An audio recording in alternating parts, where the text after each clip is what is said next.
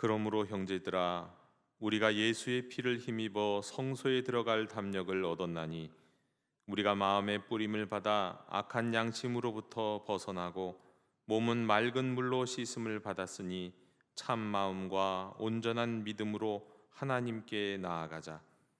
하나님은 영이시니 예배하는 자는 반드시 성령님에 이끌려 진리를 따라 아버지께 예배할지니라.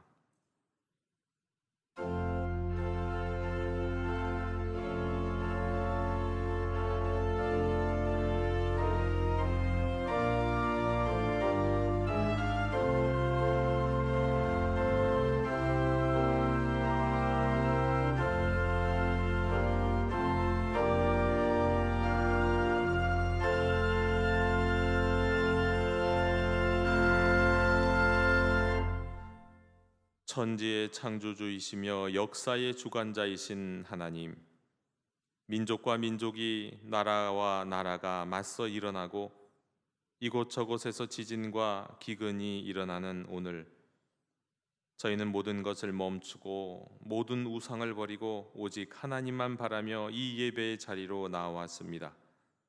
하나님을 경배하고자, 하나님께 기도하고자, 하나님의 말씀 듣고자 여기 나온 저희들에게 하늘의 크신 은혜를 내려 주시옵소서. 우리의 중심이 살아계신 하나님 뵙기를 갈망하오니 이제 임하여 주옵시고, 예배하는 우리의 심령이 생명수 샘물을 마시어 모든 영적 갈급함을 해갈하게 해 주옵소서. 위기 앞에 있는 성도들에게는 용기와 지혜를 주옵시고, 근심 가운데 서 있는 성도들에게는 하늘 평안을 내려 주시옵소서. 저희가 예배하는 이 순간, 이 자리에도, 이 세상의 모든 재난의 현장 가운데도 주님의 평화가 임하게 해 주옵소서. 예수님의 이름으로 기원하옵나이다. 아멘. 다 함께 자리에서 일어나셔서 오늘 이곳에 계신 성령님을 찬양하시겠습니다.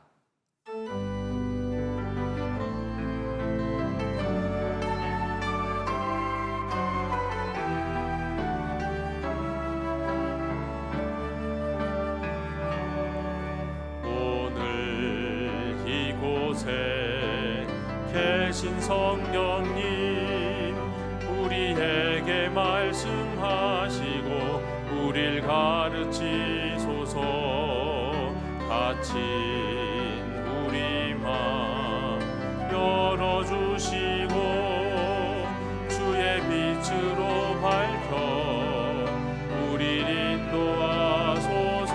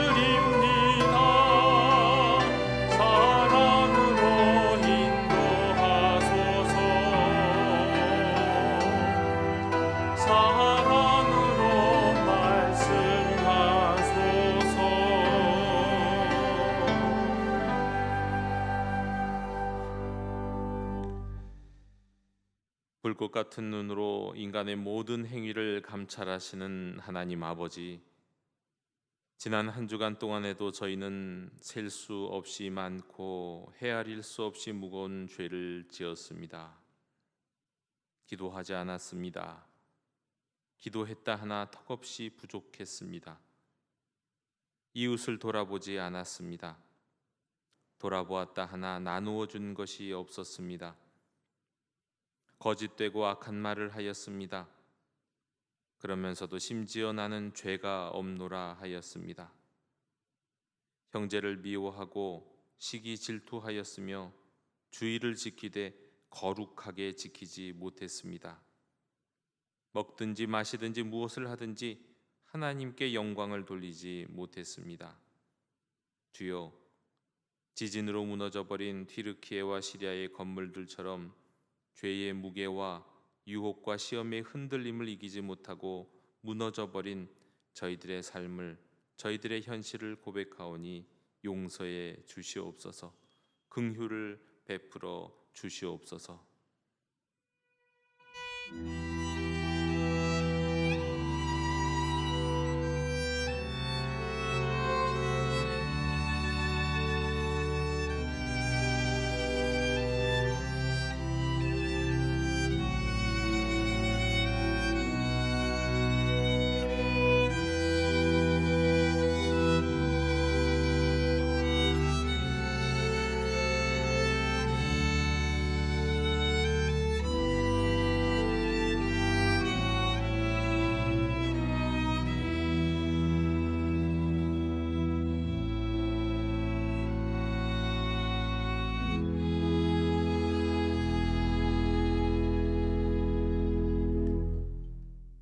그가 내 모든 죄악을 사하시며 내 모든 병을 고치시며 내 생명을 파멸에서 속량하시고 인자와 긍휼로 관을 씌우시리라. 아멘. 나는 전능하신 아버지 하나님 천지의 창조주를 믿습니다. 나는 그의 유일하신 아들 우리 주 예수 그리스도를 믿습니다.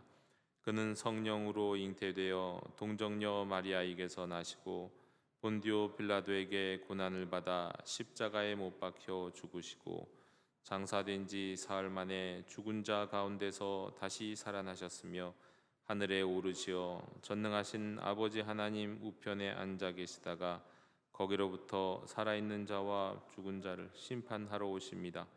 나는 성령을 믿으며 거룩한 공교회와 성도의 교제와 죄를 사해받는 것과 몸의 부활과 영생을 믿습니다. 아멘. 다 함께 자리에 앉으셔서 성시교독 123번을 교독하시겠습니다. 거룩하다 거룩하다 거룩하다 주 하나님 곧 전능하신 이여 전에도 계셨고 이제도 계시고 장차 오실 이시라.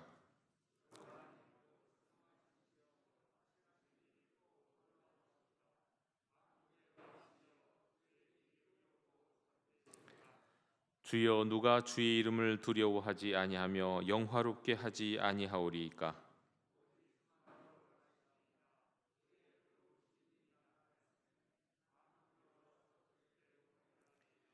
우리 주 하나님이여 영광과 존귀와 권능을 받으시는 것이 합당하오니 주께서 만물을 지으신지라.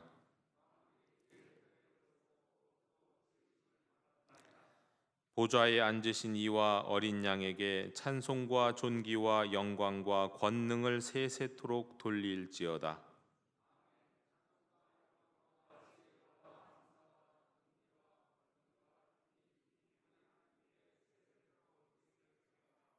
아멘.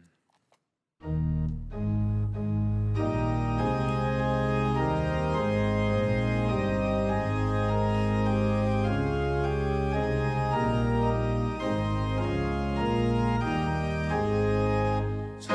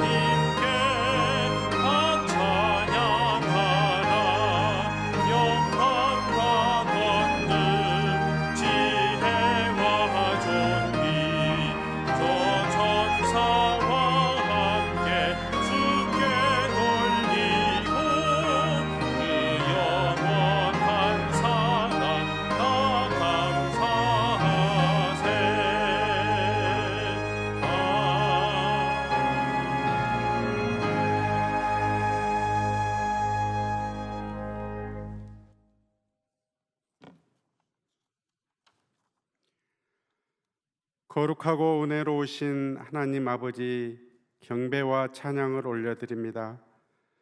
우리에게 거룩한 성회를 허락하셔서 예배로 영광을 돌릴 수 있도록 인도해 주시니 감사드립니다. 저희들의 죄와 허물을 주님의 보혈로 정결케 하여 주심을 감사드립니다.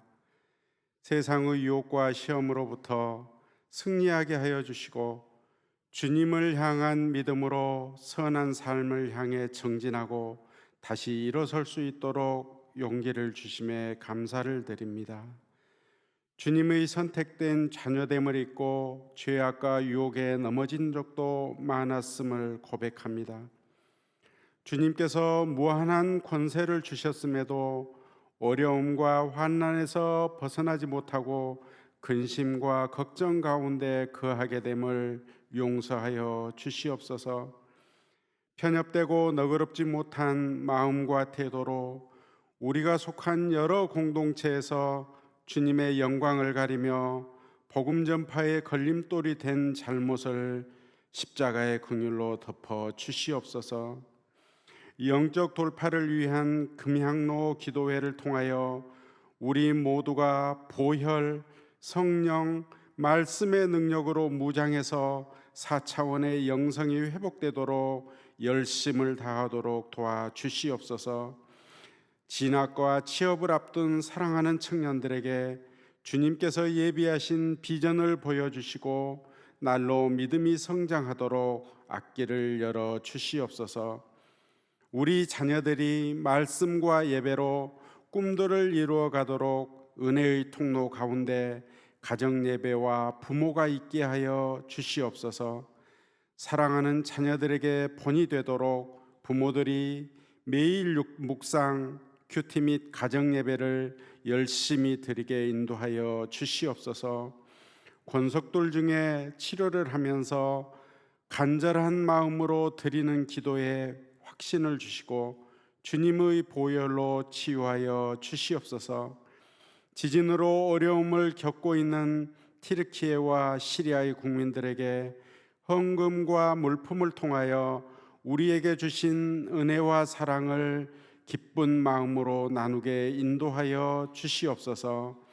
말씀을 증거하시는 박경원 목사님께 영육간의 강건함을 입혀 주셔서 우리에게 기쁨과 소망이 가득하게 하여 주시옵소서. 성령님의 기름 부으심이 가득한 일부 예배가 되길 원하오며 우리를 죄에서 구원하여 주신 예수 그리스도의 이름으로 기도드립니다. 아멘.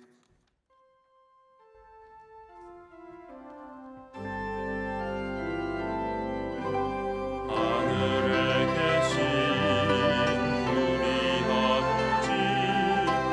아버지의 이름을 거룩하게 하시며 아버지의 나라가 오게 하시며 아버지의 뜻이 하늘에서와 같이 땅에서도 이루어지게 하소서.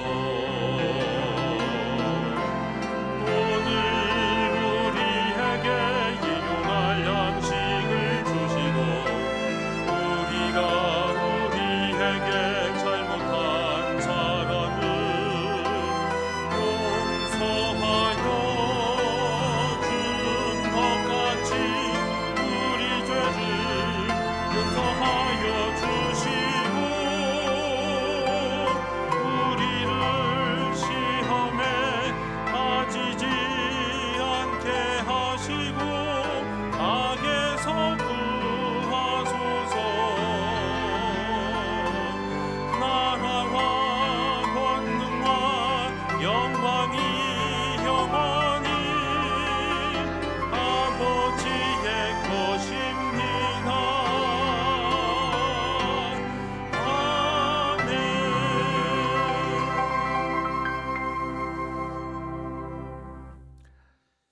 교회 실천을 전해드립니다. 먼저 우리 좌우에 앞뒤에 계신 분들과 함께 평화 인사 나누시겠습니다. 주님의 평화를 빕니다. 주님의 평화를 빕니다. 영적 돌파를 위한 금양루 기도회가 계속되고 있고 우리 다음 주일은 산상 변모주일로 지킵니다. 지난주부터 우리 예배자 학교가 시작되었고 오늘도 그 다음 주에도 우리 이 3부 예배와 4배 예배 사이에 우리 예배자 학교가 진행됩니다. 우리 영도교에 속한 모든 찬양 예배와 관련된 모든 분들은 기본적으로 필수적으로 참여하시고 또 예배에 관심 있는 분들 또 참여하시면 되겠습니다. 새가족 교육이 진행되고 있습니다. 2023년 교회학교 겨울 사역 일정도 지금 계속되고 있습니다. 사순절 기도로 채우는 십자가 우리 이 행사에 대해서 말씀을 드립니다. 이 프로젝트는 우리 2월 22일 재수요일부터 우리 사순절 기간 동안에 24시간 우리 본당 및 우리 지하 1층 기도실에서 우리 기도하시는 모든 분들은 본당에서 기도하든 기도실에서 기도하시든 간에 개인적으로 기도 시간 1시간을 채울 때마다 우리 기도실 입구 앞에 놓여지게 될 우리 십자가에다가 스티커 하나를 붙이시면서 우리 함께 기도하는 우리 기도로 우리 주님의 십자가를 채워가는 그런 프로그램이 되겠습니다. 우리 여자 남자 다 할 것 없이 모든 분들이 참석하실 수 있고 다만 이제 우리 남성분들의 경우 저녁 9시 이후에는 드림홀에서 기도해 주시면 되겠습니다. 우리 주중에 우리 문자로 지진 피해 국가를 위한 구호 물품 및 또 구호 성금을 우리가 모금하고 기부 받는다고 알려드렸습니다. 우리 어떤 사정인지는 우리 다 알고 계실 텐데요. 우리 일단은 기원 우리 성금 모금은 우리 온라인 헌금으로 그 주보에 또 문자에다가 알려드린 대로 하시면 되겠고 오늘과 다음 주까지 진행하도록 하겠습니다. 그리고 구호 물품은 일단 오늘 2시까지 긴급한 것이기 때문에 일단 오늘 2시까지 옷이라든가 여러 가지 여러 문자로 알려드린 내용으로 구호 물품을 받도록 하겠습니다. 오늘 2시까지 우리 1층에 우리 소구실에서 구호 물품을 기부 받도록 하겠습니다. 받은 구호 물품은 내일이나 오늘까지 바로 보내면 어쩌면 수요일까지는 터키에 도착할 수 있다고 합니다. 그래서 긴급하게 전할 예정입니다. 여기 많은 분들이 기쁨으로 자원하는 마음으로 참여해 주셨으면 좋겠습니다. 교우 동정 및 또 모임 및 안내는 여러분 주보와 또 화면을 참고해 주시면 되겠습니다. 이상으로 교회 실천을 모두 전해 드렸습니다. 이제 다 함께 자리에서 일어나셔서 말씀을 위한 찬송을 함께 부르시겠습니다.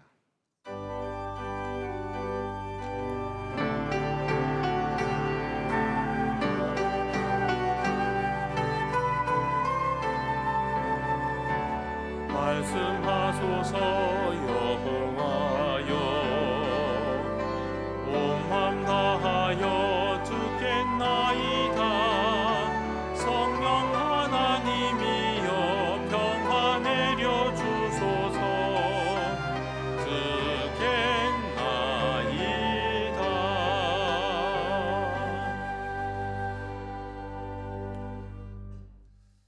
오늘 우리에게 주신 하나님의 말씀은 로마서 6장 12절에서 14절 말씀입니다. 제가 새 한글 성경으로 읽도록 하겠습니다. 로마서 6장 12절에서 14절입니다. 그러므로 죄가 여러분의 죽을 몸을 안에서 지배하지 못하게 하여 그 몸의 욕망에 굴복하지 않도록 해야 합니다. 여러분 몸의 각 부분을 불의의 무기로 쓰이도록 죄에게 바치지 마십시오. 오히려 여러분 자신들을 죽은 사람들 가운데서 살아난 사람답게 하나님께 바치십시오. 여러분 몸의 각 부분을 의의 무기로 쓰이도록 하나님께 바치십시오. 정말이지 죄가 여러분의 주인 행세를 하지 못할 것입니다. 여러분은 율법 아래 있지 않고 은혜 아래 있기 때문입니다. 아멘. 자리에 앉으시겠습니다.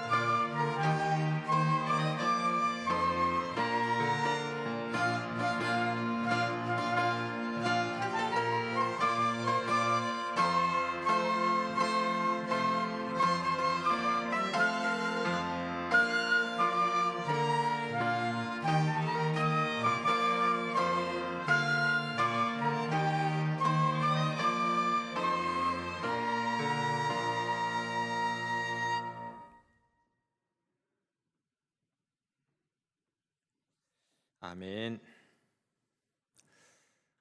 오늘의 말씀의 주제는 헌신입니다. 헌신 이거는 몸과 마음을 바쳐서 힘을 다하는 것이다. 사전에서는 그렇게 말씀합니다. 헌신적인 사람이라면 자신을 희생하면서까지 몸과 마음을 바쳐 있는 힘을 다하는 사람, 헌신적인 사람입니다. 이 많은 부모들은 자녀들을 위해서 헌신적인 삶을 삽니다. 다시 말해서 자녀를 위해서 희생적인 삶을 삽니다. 부모의 헌신, 부모의 희생 없이 홀로 쓴 자녀는 우리가 찾아보기가 아주 어렵죠. 그런데 성경에서 말씀하는 헌신은 좀 의미가 다릅니다. 성경의 헌신은 나를 하나님께 바치는 거예요. 나를 하나님께 드리는 것입니다. 이게 헌신입니다. 우리는 헌신하면 셀리더로 헌신하고 예배부원으로 헌신하고 뭔가 내가 하지 않던 봉사 하나 두 개 더 하는 것을 헌신이라고 말할지 모르는데 그건 일상적 표현일 뿐이고요. 성경이 말하는 헌신은 그게 아니에요. 하나님께 나를 바치는 겁니다. 헌신은 내가 가진 모든 것들을 하나님께 드리는 겁니다. 다른 사람보다 이전보다 좀 더 많이 이런 걸 헌신이라고 하지 않습니다. 헌신은 더 부지런해지는 것도 아니고 헌신은 조금 더 희생하는 거 아니에요.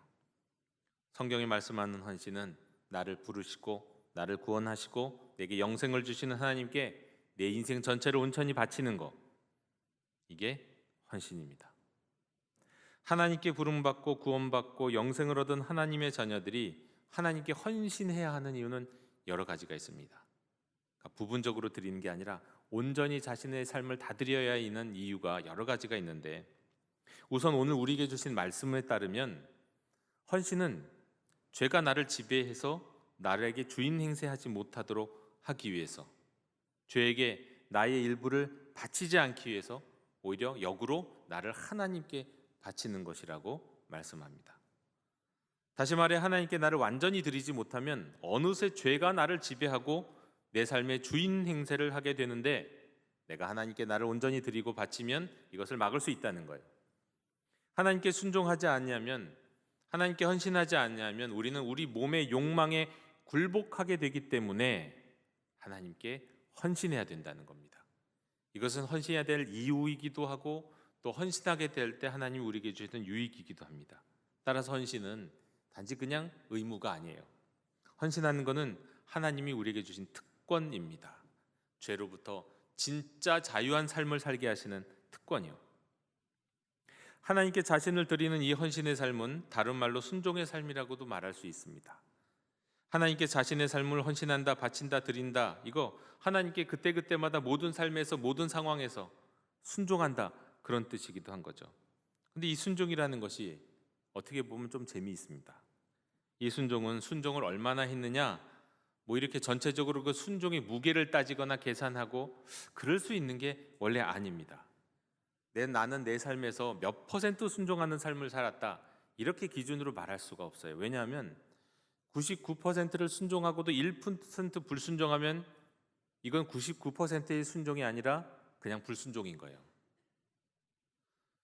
평생 순종하다가도 마지막 순간에 불순종하면 사실 그건 전체적인 죄의 무게와 삶의 무게로 볼 때 그냥 그건 불순종인 거예요. 나는 얼마만큼은 순종했는데 얼마만큼은 순종하지 못했다, 이렇게 계산할 수 있는 게 아니라는 겁니다. 이거는 자신을 드리는 헌신의 삶에서도 마찬가지예요. 헌신과 순종을 의미하는 구약의 제사가 있다면 이건 번제라고 할 수 있는데요. 번제는 뭐냐면, 번제는 어떤 몸의 일부, 제물의 몸의 일부만 하나님께 드리는 게 아닙니다. 어떤 건 빼고 드리는 게 아니에요. 전체를 각을 떼고 전체를 드리는 거예요. 전체를 온전히 전부를 태워 드려야만 하는 것이 번제고, 이 번제가 바로 순종과 헌신의 모범이고 모델입니다. 순종이 부족하면 그건 순종이 아닌 것처럼 헌신 역시 온전히 다 드리지 못하면 그건 또 헌신이 아닌 거예요. 헌신이란 하나님께 나를 다 바치는 겁니다. 여러분, 헌신이 우리 입장에서 중요한 이유가 있습니다. 우리 입장에서요. 우리 입장에서 이익이 되는 이유가 뭐냐면, 우리 삶에 제가 지난주 몇 주 동안 말씀드렸던 시리즈처럼 말씀했던 말씀의 능력, 기도의 능력, 보혈의 능력, 성령의 능력, 이런 것들이 온전하게 나타나지 않는 이유 중에 아주 중요한 이유가 뭐냐면 우리가 헌신하지 않기 때문이에요. 우리가 하나님 앞에 헌신할 때는 말씀의 능력이 풍성해집니다. 하나님 앞에 헌신한 사람에게는 보혈의 능력이 나타나요. 하나님께 헌신한 사람에게는 기도의 능력이 있고요, 성령의 능력이 나타납니다. 그런데 헌신하지 않고 하나님께 자기를 바치지 않고 한 발 빼고 사는 사람에게는 이런 능력이 어지간해서 잘 나타나지 않아요. 그런 차원에서 이 헌신의 삶은 굉장히 우리에게 유익하고 중요한 것이죠. 또 성도가 하나님께 헌신하지 않으면은요, 그 영혼 안에서 끊임없는 갈등이 일어납니다. 하나님은 우리에게 날마다 우리를 헌신하라고, 우리의 삶을 하나님께 바치라고 우리를 부르시고 이끄시고 인도하시는데, 우리의 육신의 욕망과 예차는 자꾸 우리 거부하게 되거든요. 헌신하지 못하면 끊임없이 우리는 계속 거부하고, 이런 내적인 갈등이 우리 안에서 생기는 거예요. 그래서 자꾸 괴로워요. 마음에 평화가 없어요. 하나님을 위해서, 주님을 위해 더 순종해야 되는데, 더 살아야 되는데, 자꾸 그런 마음과 함께 네 맘대로 살아, 네가 하고 싶은 대로 살아, 너 상처받잖아, 너 그러면 안 돼, 뭐 이렇게 하는 내 자아의 목소리가 끊임없이 갈등을 일으킵니다. 그런 사람에게는 평화가 없어요. 참 만족이 없어요. 구원을 받았는데도, 신앙생활을 하는데도 내 안에 기쁨이 없다. 이유는 간단해요. 헌신하지 않았기 때문이에요. 다 드리지 않고 드릴 것과 드리지 않을 것을 내 스스로 구분하고 살아가기 때문이에요. 때문에 우리 안에 끊임없이 갈등이 생기기 때문입니다. 여러분, 우리가 헌신하지 못한다는 건 다른 게 아닙니다. 아직도 내가 덜 죽었다는 뜻입니다. 덜 죽은 나, 이걸 자아라고 할 수 있죠. 근데 여러분, 그 자아를 왜 자꾸 붙들고 계시나요? 그 자아는 상처받는 자예요. 자꾸 상처를 받아요. 또 남에게 상처를 주기도 하고요. 욕망으로 가득하고 내 옛 죄악에 아직도 절어 있기 때문에 나를 괴롭게 만드는 것이 사실은 나의 자아인데, 그 자아가 되게 귀하고 좋은 것으로 생각하고 그 자아를 죽이지 못하고 그 자아를 붙들면서 우리가 살아가죠. 여러분, 자아는 본래 죄에 쩔어 있었습니다. 그래서 죄의 냄새, 죄의 유혹이 그 안에서 계속 나와요. 헌신이란 다른 게 아닙니다. 이 자아까지도 하나님께 드리는 거예요. 이 자아를 그리스도와 함께 십자가에 못 박고 하나님이 새로 주신 새로운 몸과 새로운 마음을 입어서 새로운 생명으로 사는 거예요. 그러니까 헌신은 나를 드리는 거고 나를 죽이는 거지만, 그러나 새 생명, 하나님이 주시는 것으로 사는 거예요. 하나님이 주시는 공급으로 사는 거예요. 그게 헌신입니다. 그런데 이 자아를 죽이고 자아를 드리면서 헌신하는 일이 얼마나 어려운가 하면, 한 은퇴하신 목사님이 그런 말씀을 하셨어요. 내가 오랫동안 목회하면서 집을 바치는 사람도 보고 땅을 바치는 사람도 보고, 심지어는 전세금을 하나님께 바치는 사람도 보고, 없는 사람은 자기 핍까지 뽑아갖고 하나님께 바치는 사람을 봤지만 자기 성질을 뽑아 바치는 사람은 못 봤다. 그런 얘기를 하세요. 자기 성질이요, 자아잖아요. 이거 버리기가 그렇게 어렵다는 거예요. 많은 경우에는 헌신한다고 하면서도 이 자아는 남겨두고 헌신합니다. 내 성질은 그대로 두고 다른 것만 헌신해요. 다른 것만 하나님께 드려요. 결국은 이 자아가 죽지 않고 있으면 계속해서 갈등을 일으키고, 그것이 계속해서 그 사람을 괴롭히는 일이 되는 거죠. 토마스 굿인이라고 하는 미국의 청교도 목회자가 이런 짧고도 아주 많은 생각을 하게 하는 한 말을 했습니다. 이 문구인데, 저는 이 한 문구를 딱 듣자마자 굉장히 많은 생각을 하게 됐어요. 이겁니다. 유다도, 가룟 유다입니다. 유다도 그리스도의 모든 말씀을 들었다. 그리스도의 모든 말씀을 들었다. 그렇습니다. 예수님을 배신한 가룟 유다, 우리는 그가 엄청나게 나쁜 인생을 산 사람 같다고 생각하잖아요. 근데 가만히 생각해 보면 그는요, 예수님의 제자가 된 이후에 어쩌면 그 마지막 순간을 제외하고는 한 번도 불순종한 적이 없을지도 몰라요. 네? 그리고 그는 분명히 똑똑한 사람이에요. 적어도 회개를 하는 사람이니까, 재산을 관리하는 사람이니까 똑똑한 사람일 거 아니에요. 제자 공동체의 살림을 도맡아서 하는 섬김의 사람이었을 거예요. 심지어 그 귀한 주님의 말씀을 지근거리에서 늘 저자직강으로 들으면서 머릿속에 그냥 메모리하는 기억력이 뛰어난 사람이었는지도 몰라요. 제자였던 그는 누가 봐도 성실하게 주님께 헌신한 사람으로 보였을 겁니다. 그런데 단 한 번 순종하지 아니할 때 그는 엄청난 갈등을 느꼈을 거예요. 그 마지막 순간에는요, 괴로워서 몸부림쳤을 거예요. 차라리 그냥 하나님께 예수님께 완전히 순종하고 자기를 다 드렸다면 이런 갈등이 없었고 이런 실수를 하지 않았을 텐데 온전하게 순종하지 못하고 온전하게 드리지 못했어요. 헌신하지 못했어요. 자신의 성질이, 자신의 정치적 견해가, 돈에 대한 욕심이, 메시아에 대한 자기 소견이 이걸 버리지 못했어요. 자기의 생각과 자기의 판단을 다 하나님께 드리지 못했고 예수님께 드리지 못했어요. 결국은 온전하게 헌신하지 못했던 헌신치 못했던 그 부분이 그를 사로잡았어요. 그리고 그를 하나님께 헌신한 사람으로 기억하게 하지 않고 하나님을 배신한 사람, 예수님을 얻게 헌신한 사람이 아니라 예수님을 배신한 사람으로 우리 모두의 기억에 딱 자리 잡게 만들었습니다. 여러분, 이 한 분의 불순종이 그를 주님께 헌신한 사람으로서가 아니라 배신한 사람으로 영원히 기억하게 되는데 그 이유가 뭐였습니까? 자아가 죽지 않아서요. 자신의 전체를 하나님께 드리지 못하고 자신의 성질을 드리지 못하고 돈에 대한 욕심을 드리지 못하고 정치적인 또 메시아에 대한 자기의 신학적 소견 버리지 못하고 판단하고 온전하게 헌신이 이루어지지 못한 상황에서 헌신한 척 살아왔다 보니까 마지막에 걸려 넘어지는 겁니다. 저는 그가 가졌을 또 인생에 얼마나 많은 갈등과 고민과 염려도 얼마나 많았을까. 헌신치 못하는데 예수님 곁에는 있고 말씀은 듣고 얼마나 괴로웠을까요? 여러분, 우리 가운데 그런 분들 안 계신지요? 유다도 그리스도의 말씀을 들었다. 이 말씀은 듣기만 하고 순종할 줄 모르는 그리스도인들을 향한 말씀이기도 합니다. 맨날 하나님의 말씀 듣고 읽기는 하는데 유다처럼 순종은 하지 않는 사람들에게 대한 경고의 말씀이죠. 또 자아를 죽이는 것이 얼마나 어려운 일이고 그 결과가 또 얼마나 비참한지를 보여주는 말씀이기도 합니다. 그런데 이와 반대로 성경의 말씀에 따르면 우리가 하나님께 온전히 헌신할 때, 우리의 삶을 온전히 바칠 때 주시는 그 헌신의 능력, 헌신의 유익에 대한 말씀들이 있습니다. 헌신하는 삶에게 주시는 은혜, 이 시간 몇 가지를 나누기를 원합니다. 첫째로, 헌신하는 삶을 살면 진리를 분별하게 됩니다. 진리를 분별하게 돼요.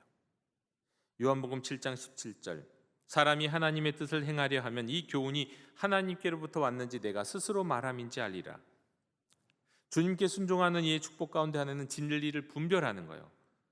진리를 아는 것은 자신의 뜻을 하나님의 뜻에 복종시키는 데부터 시작됩니다. 하나님의 뜻에 복종하는 것만큼 우리의 영안을 밝혀주는 게 없어요.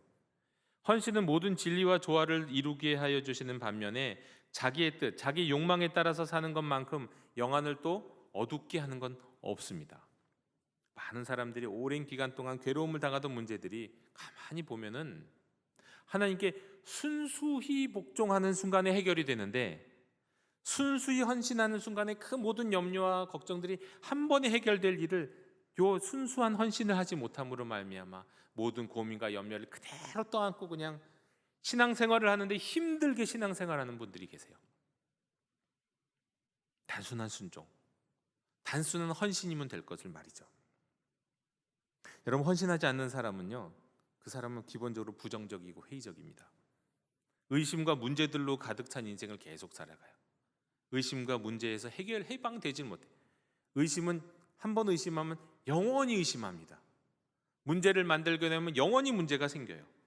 이거 해결할 수 있는 방법은 아무 데도 없어요. 머리로 해결되는 게 아니에요. 다만 하나님께 헌신할 때 해결이 돼요.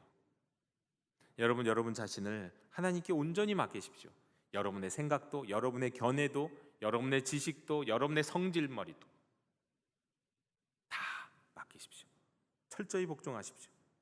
가장 중요한 진리, 성경의 영원한 진리는 이게 단지 성경 읽는다고, 연구한다고, 관찰한다고, 어떤 집회에 참여하기만 한다고 되는 게 아니에요. 진짜 참 진리는, 성경적 진리는, 예수 그리스도의 진리는요, 이론이 아니라 하나님께 헌신할 때 하나님이 밝혀주시는 그 영안, 그 영적인 안목으로만 보고 깨달을 수 있는 겁니다. 헌신할 때 진리를 분별하게 됩니다. 두 번째로, 헌신하는 삶은 기도를 능력 있는 기도 생활을 하게 해주대요. 능력 있는 기도 생활이요.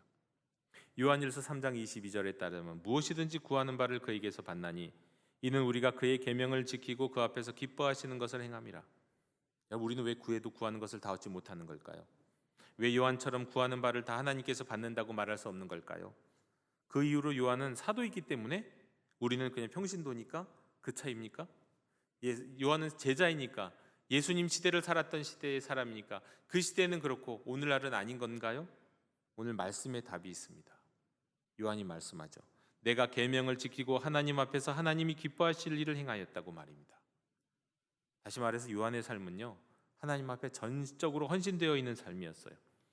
헌신된 사람은 생각도 헌신하고요, 견해도 헌신합니다.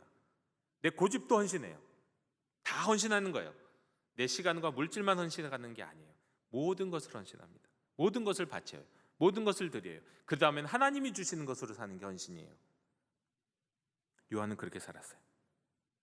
때문에 요한은 하나님의 뜻이 무엇인지를 알고 분별했죠. 이것이 하나님이 기뻐하시는 것이고 이것이 성경적인 삶이라는 걸 알았어요. 때문에 하나님의 뜻 안에서 살았고, 그가 기도하는 것은 하나님의 뜻 안에서의 기도였어요. 애초에 기도 자체가 하나님의 뜻 안에서의 기도예요. 여러분, 그런 얘기가 있습니다. 우리가 하나님의 뜻을 우리의 뜻으로 만들 때 하나님은 우리의 뜻을 하나님의 뜻으로 삼으신다고요. 시편 37장 4절에 이런 말씀이 있습니다. 여호와를 기뻐하라. 그가 내 마음의 소원을 내게 이루어 주시리라. 여러분, 하나님을 기뻐하고 내 뜻을, 하나님의 뜻을 나의 뜻으로 삼는 삶, 진짜 헌신된 삶을 살아가면 그의 기도에는 능력이 있을 수밖에 없어요. 왜요? 하나님의 뜻으로 기도하는 거니까. 기도하는 것마다 응답받을 수밖에 없다는 겁니다. 위대한 기도의 사람 조지 밀러, 어떤 책에 보면 5만 번 기도의 응답을 받았다는 이 조지 밀러는 도대체 어떻게 그가 이런 위대한 기도의 능력을 얻고 살았을까를 생각하게 합니다. 그는 하나님의 뜻을 알기 위해서 날마다 하나님의 말씀을 깊이 연구했고요, 매일매일 하나님이 그에게 바라시고 원하시는 바 그대로 자신을 하나님께 바치는 헌신의 삶을 살았답니다. 말씀을 읽으면 이게 하나님의 뜻이구나, 그렇다면 난 이렇게 살아야지, 말씀 앞에서 자기를 끊임없이 내려놓고 헌신하는 삶, 자기를 바치는 삶을 살았어요. 제가 성경 읽기보다 성경 묵상을 강조하는 이유는, 제가 영도교회에서 성경 읽으세요라고 말씀하기보다 항상 성경을 묵상하자고 말씀하잖아요. 왜 그럴까요? 성경을 읽을 때는 적용이 없는 경우가 많아요. 성경에 나타난 하나님의 뜻이 무엇인지 깊이 생각도 안 할 때도 많고, 생각한다 하더라도 내가 이렇게 살아야지, 이렇게 헌신해야지가 없는 경우가 많아요. 하지만 묵상할 때는 이것이 하나님의 뜻이구나, 이것이 나를 향해 주신 하나님의 말씀이구나 라면 그 말씀 앞에 나를 드리게 되거든요. 나를 바치게 되거든요. 말씀을 그냥 단순히 읽는 것을 넘어서 하나님의 말씀을 묵상할 때 우리는 말씀 앞에서 심지어 내 자아를 죽이기도 하고 내 고집을 내려놓고 하나님 앞에 나의 모든 걸 바치게 되거든요. 그러므로 하나님의 뜻이 나의 뜻이 돼요. 내 뜻이 하나님의 뜻도 되는 거죠. 이런 오묘한 하나님과의 일치가 이루어지는 겁니다. 그러므로 그런 사람이 기도하는데 어떻게 기도하는 것마다 응답받지 않을 수가 있겠냐고요. 여러분, 하나님께 헌신하는 자에게는 기도의 능력이 있는 줄로 믿습니다.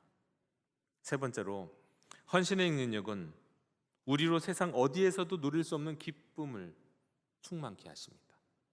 기쁨을 주세요. 헌신하는 자에게 기쁨을. 요한복음 15장 10절에서 11절, 내가 아버지의 계명을 지켜 그의 사랑 안에 거하는 것 같이 너희도 내 계명을 지키면 내 사랑 안에 거하리라. 내가 이것을 너희에게 이름은 내 기쁨이 너희 안에 있어 너희 기쁨을 충만하게 하려 함이라 하셨습니다. 하나님이 구원하시고 부르신 사람이 사실 온전하게 헌신하기 전까지는 중간에 또 어떤 갈등과 괴로움의 시간이 있습니다. 그건 하나님 부르셨다는 증거이기도 해요. 하나님이 부르셨고 구원받았다는 사람이 온전한 헌신을 하지도 않는데 그냥 마냥 기쁘고 행복한 것은 정말 하나님의 부르심을 받았는지를 다시 생각하게 되는 겁니다. 왜 하나님이 구원하시고 부르신 사람의 삶에 고민과 갈등과 이런 것들이 생길까요? 내 안에 두 인격이 싸우기 때문이에요. 싸워요.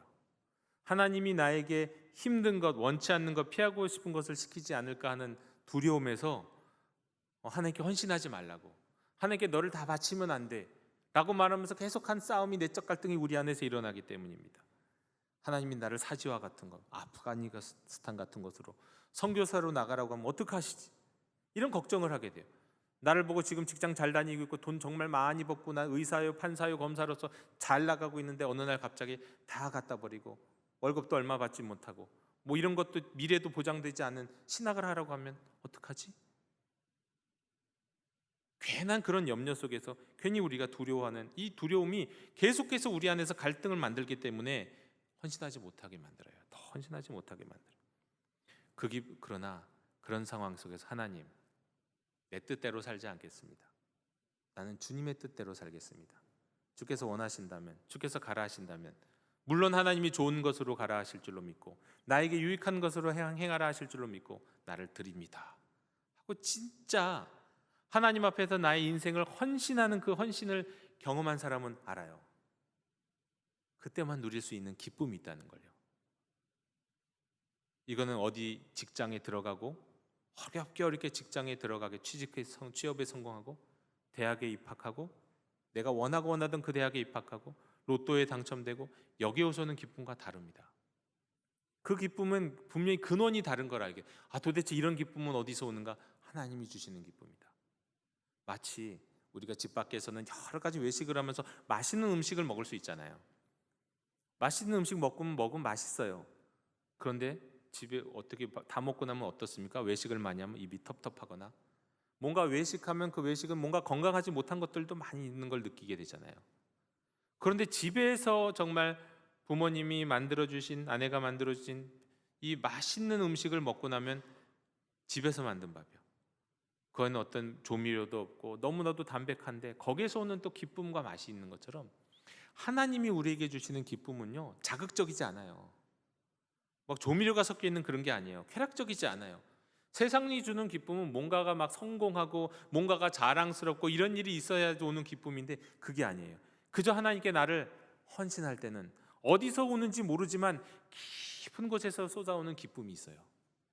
이건 헌신하는 자에게만 주시는 기쁨입니다. 영도교회 형제자매 여러분, 하나님께 헌신하심으로 오직 주님만이 우리에게 주실 수 있는 기쁨, 그 기쁨의 약속을 누리는 저와 여러분 되기를 원합니다. 우리가 온전한 헌신과 순종의 삶을 살 때 하나님이 분명히 이러한 기쁨을 우리에게 주실 것입니다. 그런데 또 온전한 헌신과 순종의 삶을 살지 못하게 하는 어떤 고민 앞에서 우리가 기억해야 될 것, 그런데 우리가 담대하게 다시 한번 하나님 앞에 헌신해야 되는 것, 이유를 성경에서는 분명히 말씀하고 있습니다. 두려워하면서 헌신하지 마라. 담대하게 헌신하라. 신명기 10장 12절에서 이렇게 말씀합니다. 이스라엘아, 내 하나님 여호와께서 내게 요구하시는 것이 무엇이냐? 곧 내 하나님 여호와를 경외하여 그의 모든 도를 행하고 그를 사랑하며 마음을 다하고 뜻을 다하며 내 하나님 여호와를 섬기고 내가 오늘 내 행복을 위하여 내게 명하는 여호와의 명령과 규례를 지킬 것이 아니냐? 무엇을 위해서 명하신다고요? 내 행복을 위하여. 하나님이 우리에게 헌신하라고 말씀하실 때는요, 그 헌신을 통해 행복하라고, 내가 주는 행복을 누리라고, 내가 주는 기쁨을 누리라고 명령하시는 거예요. 우리 하나님을 신뢰하시고 그 하나님 말씀에 순종함으로 헌신하는 우리 성도님들 되시길 원합니다. 토마스 왓슨이라는 목사님이 이렇게 말했습니다. 하나님에게 순종하는 것은 우리의 의무라기보다 우리의 특권이다. 하나님께 순종하는 것, 또 이 말을 이렇게 바꿀 수 있어요. 하나님께 헌신하는 거는요, 나를 놔드리는 건 이거는 의무가 아니라 특권이에요. 세상 사람들은 자신의 인생을 주를 위해, 하나님을 위해, 천지를 창조하신 분을 위해 살 수 없어요. 그러나 우리는 할 수 있어요. 누구를 위해서요? 천지를 창조하시고 우리를 사랑하신 하나님을 위해 우리 인생을 드릴 수 있어요. 이건 특권입니다. 그리고 이것이 특권인 것은 또 무엇 때문입니까? 그렇게 할 때 그것은 우리에게 하나님이, 그것을 통해 하나님이 우리에게 반드시 유익한 것, 좋은 것을 주시기 때문이에요. 우리가 하나님께 헌신했는데 나쁜 것을 주시지 않습니다. 하나님 반드시 우리에게 좋은 것을 주시는 하나님이십니다. 네 번째로, 헌신을 통해서 우리는 예수님을 알게 됩니다. 예수님을 닮게 됩니다. 헌신할 때만 알게 되는 거예요.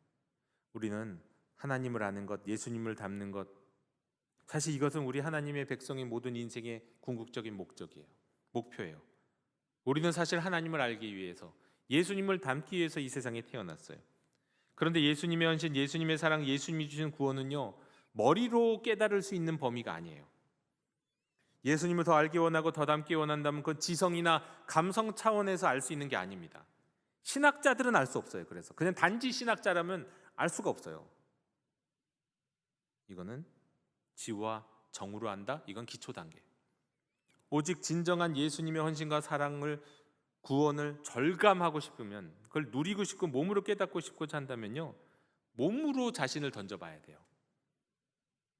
내 인생으로 알고 싶다? 내 인생을 던져봐야 하는 거예요. 머리로 내가 하나님의 사랑을 알아야지. 그러면 그 사랑은 항상 머리에만 맴도는 거예요. 나의 손과 발, 내가 살아가는 일상 가운데 그 하나님의 사랑, 그 하나님의 은혜는 체감되지 않아요. 오직 머리로만 아는 거죠. 그런데 내 몸을 던지고 내 인생을 던진 사람에게는 몸과 인생이 살아가는 그 자리에서 하나님의 사랑과 그리스도의 은혜와 능력이 나타납니다. 아, 하나님은 이런 분이구나. 아, 하나님이 날 이렇게 사랑하셨구나 하면서 정말 하나님을 닮게 돼요. 우리가 예수님을 닮아간다고 하는데 머리로만 닮아갈 수 있냐고요. 예수님이 십자가를 지셨기에 우리가 그분을 우리 주님이라고 말씀하지, 예수님이 머리로만 십자가를 지셨냐고요. 예수님은 몸으로, 삶으로 하셨잖아요. 자신 인생을 다 바치셨잖아요, 하나님께. 우리도 그 예수님을 알아가려고 한다면, 그 예수님을 닮아가려고 한다면 온몸으로 해야 되는 거예요. 헌신해야만 하는 겁니다. 기도로 매일 기적을 체험했다고 하는 존 하이드 인도 선교사님이 계십니다. 존 하이드 선교사, 유명한 분이신데요. 그가 인도 선교사로 이제 헌신하고 인도로 가는 배를 타고 갈 때 일이었습니다. 그는 뿌듯해하면서, 자신을 대견해하면서 배를 탔어요. 나는 대학 교수직 청빙도 초빙도 거절하고 인도 선교사로 지원한 사람이야, 이런 마음으로. 그는 목사의 아들로서 어려서부터 선교사가 되기로 결단했습니다. 그것도 나는 아주 훌륭한 선교사가 될 거야, 위대한 선교사가 될 거야 하면서 인도어도 열심히 공부했어요. 그리고 자신이 위대한 선교사가 되는데 장애가 될 만한 것은 내가 내 삶에서 어떤 것도 하지 않겠다는, 철저하게 자기를 절제하면서 인도 선교사로 준비해 왔어요. 그런데 그가 드디어 이제 선교사로 파송을 받고 인도로 가는 배에 올라탔을 때 배에 편지가 한 통 미리 와 있었어요. 아버지 친구 목사님의 편지였어요. 반가운 마음으로 즉시 봉투를 뜯고 읽었습니다. 길지 않은 내용의 편지였어요. 그런데 편지 가운데 아주 짤막한 몇 마디 때문에 이 존 하이드 목사님의 자존심이, 존 하이드 목사의 자아가 아주 괴로운 일이 생겼어요. 분노가 치밀었어요. 그 짧은 문구는 이거였습니다. 사랑하는 존, 네가 성령으로 충만할 때까지 내가 너를 위해 기도하마. 아니, 이게 뭐가 잘못됐냐고요. 그런데 존 하이드는 이 말을 듣고 너무 화가 치밀어 올랐어요. 편지를 꾸깃꾸깃 구겨갖고 바닥에 던져버렸어요. 그리고 분을 주체하지 못한데 가판 위로 올라가서 막 돌아다니면서 배회하면서 중얼중얼거렸어요. 성령으로 충만할 때까지, 성령으로 충만할 때까지. 이거 뭐야? 그럼 난 지금은 성령으로 충만하지 않다는 얘기잖아. 내가 지금 선교사로 인도로 가고 있는데, 그것도 내가 그저 그런 선교사가 아니라 세계 최고의 선교사가 되기 위해서 가고 있는 중인데, 당연히 성령으로 충만한 사람 아니면 뭔데? 도대체 이건 어처구니 없고, 이거 아무리 아빠 친구지만, 목사님이고 내가 존경했던 목사님이지만 이거 주제넘는 말이잖아 하면서 막 흥분한 거예요. 한동안 가판에서 분을 참지 못하면서 아주 힘들어했어요. 그런데 그 편지를 보내신 목사님은 정말 신실하신, 정말 그가 존경하던 목사님이었어요. 한참 분을 사귀다가 나중에는 이제 분을 내리고는 다시 선실로 내려왔습니다. 그리고 여전히 괴로운 마음으로 저기 구겨져 던져진 편지를 주워갖고 펴갖고 다시 읽었어요. 읽고 또 읽었어요. 그리고는 인정하게 됐습니다. 자신이 선교사의 사명을 감당할 준비가 아직 덜 돼 있구나 라는 걸 자각했어요. 그는 절망적인 마음으로 깨어진 자기의 자존심이 다 이제 바닥에 내려간 상황에서 기도하기 시작했어요. 오직 성령으로 자기를 가득 채워주시기를 기도했어요. 그랬더니 자기 안에 있는 숨어있는 욕망들이 막 보이기 시작하는 거예요. 겉으로는 주님을 사랑하고, 겉으로는 대단하게 하나님께 헌신한 사람 같은데 자기 안에 이 흉물스러운 욕망이 있다는 것을 보게 됐어요. 내 자아에는 이런 것들이 가득 차 있었구나. 그리고 기도했습니다. 기도할 때 이렇게 기도했어요. 배가 미국에서 인도까지 가니 뭐 얼마나 오랜 시간을 갖겠습니까? 그 배가 항구에 다다르기 전에 성령으로 충만해지겠다고 결심하고 간절히 기도하기 시작했어요. 기도할 때 하나님, 내가 유명한 선교사가 아니라 무명의 선교사가 돼도 좋으니까 다만 성령으로 충만하게 해주세요. 정말 이 기도는 대양을 건너서 인도 항구에 다다를 때까지 계속됐다고 합니다. 여러분, 존 하이드는요, 하나님께 부름을 받고 성경을 공부하고 신학을 공부하고 설교사로 훈련받고 파송받을 때까지도 몰랐어요. 자신 안에 헌신되지 못한 불순종한 인간적 욕망이, 그 자아가, 죽지 않은 자아가 남아있다는 사실 말이죠. 이 자아, 이 욕망은 헌신하는 과정 속에서 하나님이 깨닫게 해주신 은혜예요. 그가 헌신하지 않았다면 내 안에 이런 더러운 것들이 있다는 걸 알기 어려웠을 거예요. 이 자아, 이 욕망은 하나님이 주시는 헌신의 과정의 능력으로 우리에게 베풀어 주신 선물입니다. 이걸 통해서 겟세마네에서 기도하셨던 예수님을 알게 돼요. 겉으로만이 아니라 온 마음 다해서 하나님께 순종하고 헌신했던 예수님을 닮아가게 됐습니다. 이게 헌신의 삶의 능력입니다. 한 한국 목사님이 미국 교회 투어를 가서는 이 그레이스 커뮤니티 처치라는 곳을 방문하게 됐습니다. 그곳의 담임 목사님은 존 메가더 목사님이에요. 우리나라에도 굉장히 많은 책이 번역되어 있는 유명한 목사님이죠. 그 목사님을 만날 기회가 있어서 이제 그 목사님을 만나서 그 자리에서 사석에서 질문을 했더래요. 목사님께서 목회하시면서 성공했다고 생각하는 것은 무엇이고 실패했다고 생각하는 건 무엇입니까? 그때 존 메가더 목사님은 조금도 망설이지 않고 이렇게 말했답니다. 내가 한 것은 다 실패했고 예수님이 하신 것은 다 성공했습니다. 여러분, 헌신하지 않는 삶은 내가 사는 삶입니다. 헌신하는 삶은 우리 그리스도께서, 우리 주님이 내 안에서 나를 살아주시는 삶이에요. 그러므로 헌신하는 삶은 다 성공합니다. 헌신에는 능력이 있습니다. 우리 복음의 사람인 영도가족 여러분, 날마다 우리 앞에는 두 갈래 길이 펼쳐집니다. 아니 시간마다, 아니 순간마다요. 한 길은 생명의 길이에요. 한 길은 사망의 길이에요. 한 길은 새 삶의 길이고 한 길은 자아의 길이에요. 옛 자아의 길. 한 길은 순종하는 길이고 한 길은 불순종하는 길이고, 여러분, 이 두 가지 길이 끊임없이 우리 앞에 놓여 있습니다. 하나님은 이 모든 순간에 우리 인생을 번제와 같이 온전히 다 받으시기를 원합니다. 우리의 선택도, 우리의 기도도, 우리의 바램도 온전히 다 받으시기를 원해요. 그리고 이 모든 것을 받으신 주님은 자신에게 모든 것을 내어놓은 인생을 책임지십니다. 지금부터 영원까지. 부디 헌신을 통해 이 땅에서는 헌신의 능력을 누리고 다음 상해의 삶에서는 영생의 약속을 누리는 하나님의 백성들이 다 되시기를 주님의 이름으로 축원합니다. 하나님, 감사합니다. 저희로 헌신할 수 있도록 다시 한번 불러주시고 채찍질하여 주시니 감사드립니다.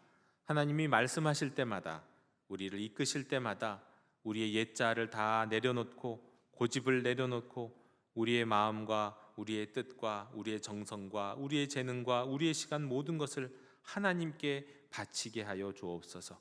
우리가 이렇게 하나님께 드릴 때 하나님이 우리 인생을 책임져 주실 줄로 믿고 늘 헌신함으로 말미암아 헌신의 능력을 누리며 사는 하나님의 자녀 되게 해 주옵소서. 예수님의 이름으로 기도드립니다. 아멘. 이 시간 응답의 찬송 213장 부르시며 봉헌하시겠습니다.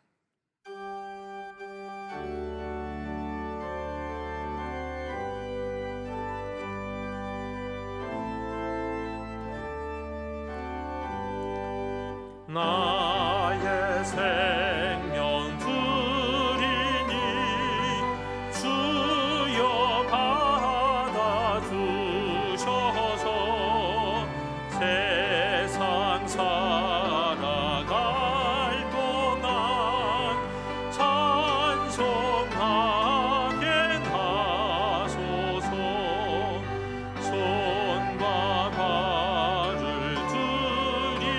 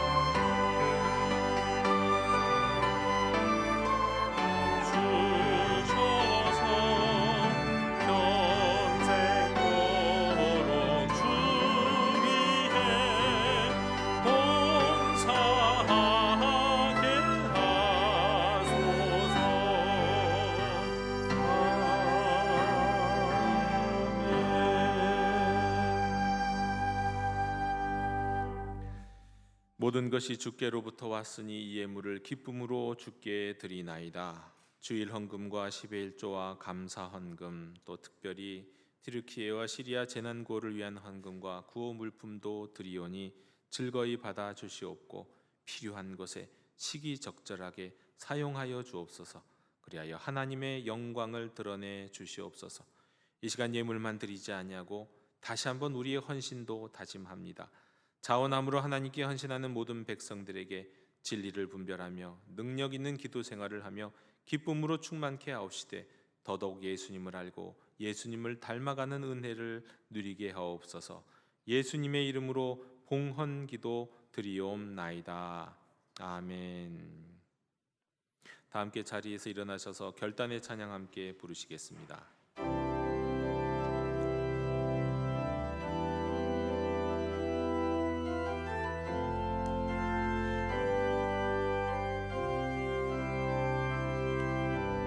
말씀 앞에서 경외함으로 주께 홀로 섭니다. 생명의 말씀 읽고 순종해 주를 예배합니다. 기록된 말씀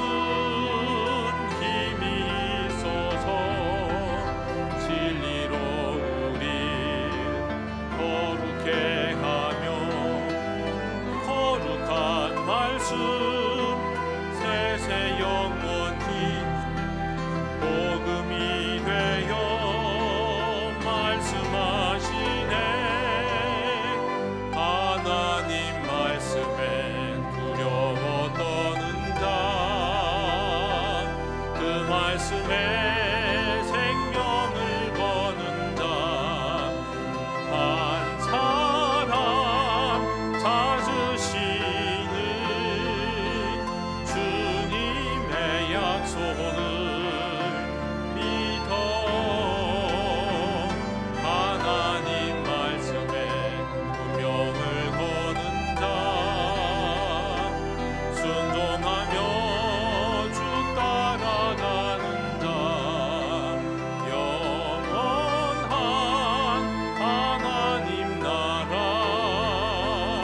이뤄갈 주의 교회여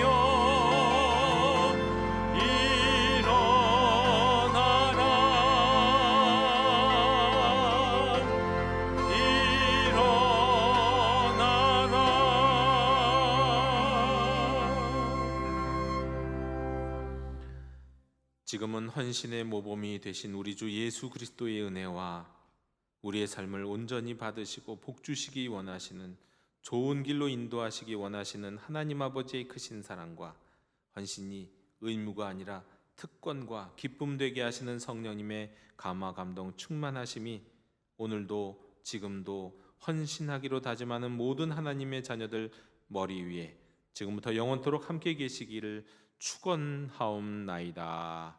아멘.